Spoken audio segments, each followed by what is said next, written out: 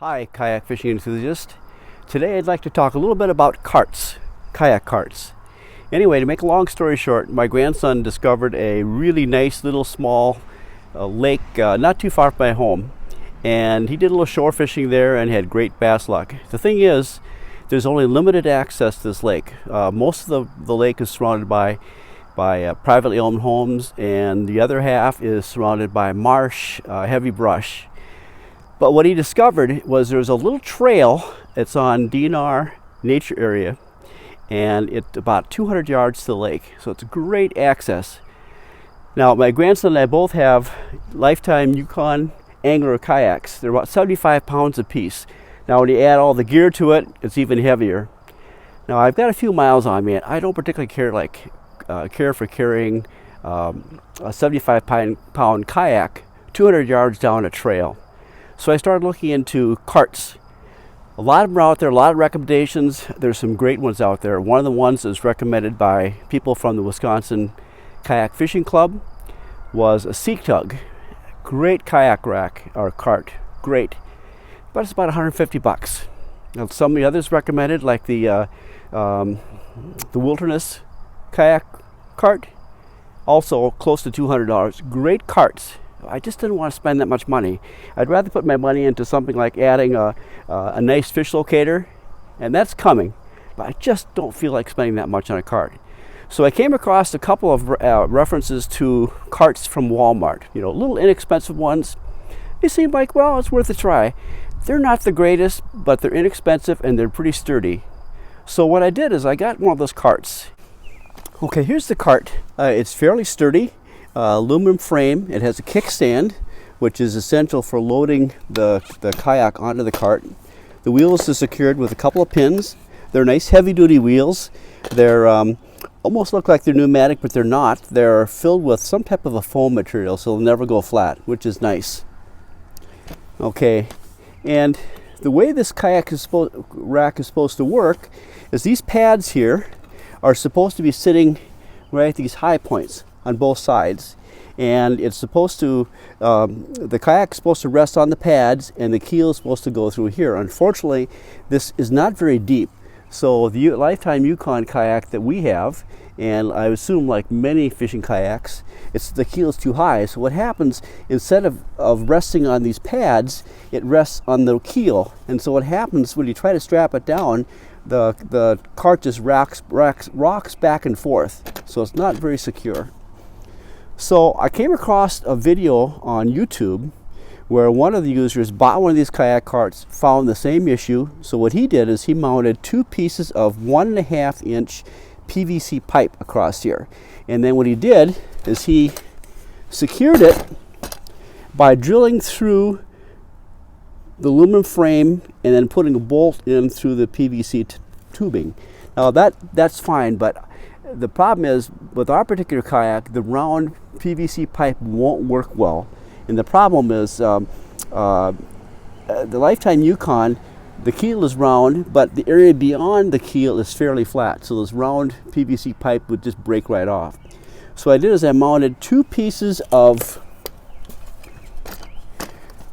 1.5 by 2-inch pine boards. What I did is I took a 2x4 and cut it down. Then I also rounded the edge so it wouldn't have to worry about this puncturing the kayak. Anyway, what I did then is I secured those with 1.5-inch conduit straps, and these fit really nice and secure, and you don't have to worry about drilling through the frame and compromising the strength of the frame. So it worked really well. I'll give you a little close up here in just a second. What you'll also notice here that I have two 1.5-inch by 4-inch pieces of pine, and I did this so that you could take the strap that you use to secure the cart to the kayak and run it through here, and you don't have to worry about it flopping around. And it's high enough that you don't have to worry about the strap pushing against the keel of the kayak. So really handy, and I've had two other little pieces of wood here, and these are used to kind of keep the strap in place. Now in a second I'll give you just a little bit of a close-up so you can see how these are secured better. Okay, here's a little closer view of the strap. You can see it's secured with two screws, and once these 1/2-inch pieces of conduit strap are screwed down, it really holds the frame in place. Again, you can look back here too, and you can also see these two small pieces of pine. They're only 3/4 inches high, but they're just enough to keep the strap from flopping around. Okay, here's my kayak fully loaded. I've got my crate in the back, I've got 3 poles, my safety flag and navigation light, paddle, seat, fish grip, and usually I'll have a small cooler that I put right back behind the seat. I wear my life jacket. I have a inflatable vest that I love, and here is the cart. So you can see here now, before I roll, what I'll do is I'll knock that kayak, the kickstand up so it's out of the way. I'll get a little closer look here now. This is the underside of the cart, and you can see, I'm going to zoom in a little bit. You can see the two wooden bunks fit nicely between the keel.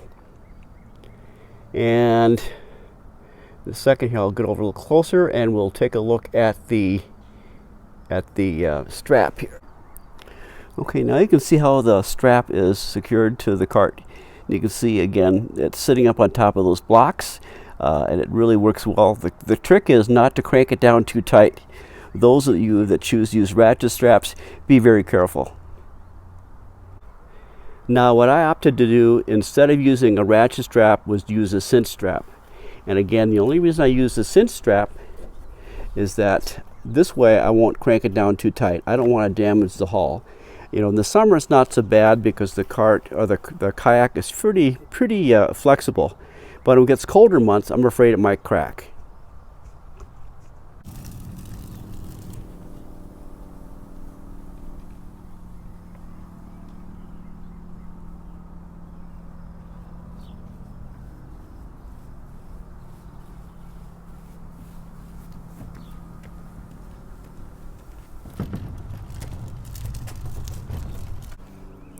Okay, now that we have the cart apart, it's a matter of putting it behind my crate here.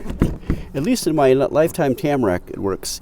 And by the way, you want to do is make sure you put these pins in place and secure them, or put them in your pocket or someplace where you know you're not going to lose them.